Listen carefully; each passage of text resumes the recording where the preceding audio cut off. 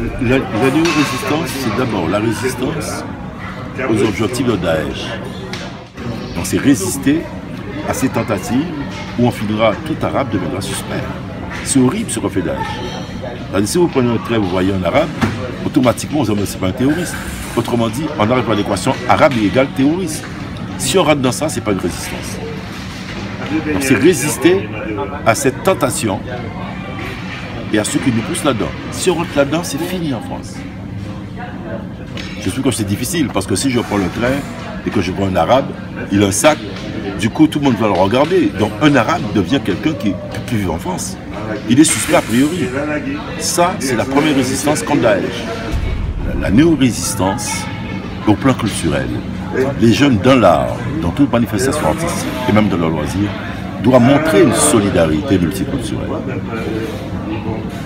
Fondée sur l'amour, fondée sur la reconnaissance de l'autre.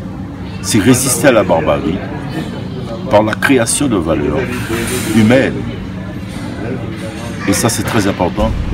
Donc, je pense que le rôle des jeunes maintenant, c'est dire le nouveau, dire de nouveaux espoirs. Et je sens dans la jeunesse française, là, quelque chose de cette énergie-là. Et ça peut être du nouveau, bien sûr. Et puis attention, lorsqu'on dit de néo-résistance, on ne peut pas rester assis là tous les deux et déterminer ce que sera. Dans l'action de résister même, se crée la néo-résistance. Alors je crois que néo-résister, c'est résister surtout au communautarisme. Alors, on veut absolument réduire l'esclavage à un génocide pour être en concurrence avec eux. Et on produit une forme d'idéologie victimaire hein, qui est très forte chez les Noirs de France et les Arabes de France. Et aux Antilles aussi. Je suis surpris par le triomphe de l'idéologie victimaire aux Antilles, qui peuvent, alors c'est toujours l'esclavage, les béquets, etc. On n'en sort pas. Jamais l'esclavage n'est aussi présent, alors qu'il était aboli depuis 1948. Non, mais je vois bien aussi les indigènes de la République en France. Et on fait beaucoup de mal dans les banlieues. Ils empêchent aux jeunes de banlieue d'accéder à une prévoyance politique en cultivant le ressenti. Je fais une critique de Dieudonné radicale à tout moment. Noir antisémite. Je ne peux pas supporter ça. Nous n'avons pas rentré là-dedans. Ce type de discours qui triomphe chez les Noirs de France, chez les Arabes de France et chez les Antillais. Moi, ce qui me fait le plus de peine, c'est qu'en Guadeloupe, j'ai assisté à une grande dégradation intellectuelle. Et elle est due à quoi? Elle est due aux impasses du mouvement indépendantiste. Donc, et qui vient s'ajouter aussi avec la situation en France et mondiale, c'est-à-dire la politique un peu puissance. Et je pense qu'en Guadeloupe, il y a des risques aussi de tomber dans des choses pulsionnelles, une sorte d'identité qui exclut l'autre. Parce que nous, Guadeloupéens, nous sommes blancs, noirs, indiens, syrio-libanais. Mais on a une tendance à vouloir dire comme si le noir est plus guadeloupéen que l'indien, ou bien que le blanc. Il faut que nous acceptons, comme nous existons, cette pluralité, et de maintenir la pluralité, ça nous protège quelque peu des réductions pulsionnelles mortifères. Mais ces Noirs aux Antilles, ils ont vécu, ils sont là, ils ont donc bien résisté. Il faut aller étudier cette résistance dans les faits. Parce qu'en résistant, ils ont créé ils ont prouvé leur humanité. Dans cette lutte pour la reconnaissance, ils ont prouvé leur humanité. Et il faut relire des gens comme Césaire, et surtout Glissant. Montrer que la créolité, c'est aussi peut-être une expérience où, de ce côté-ci des Amériques, quelque chose de l'humanité, à protester pour l'humanité.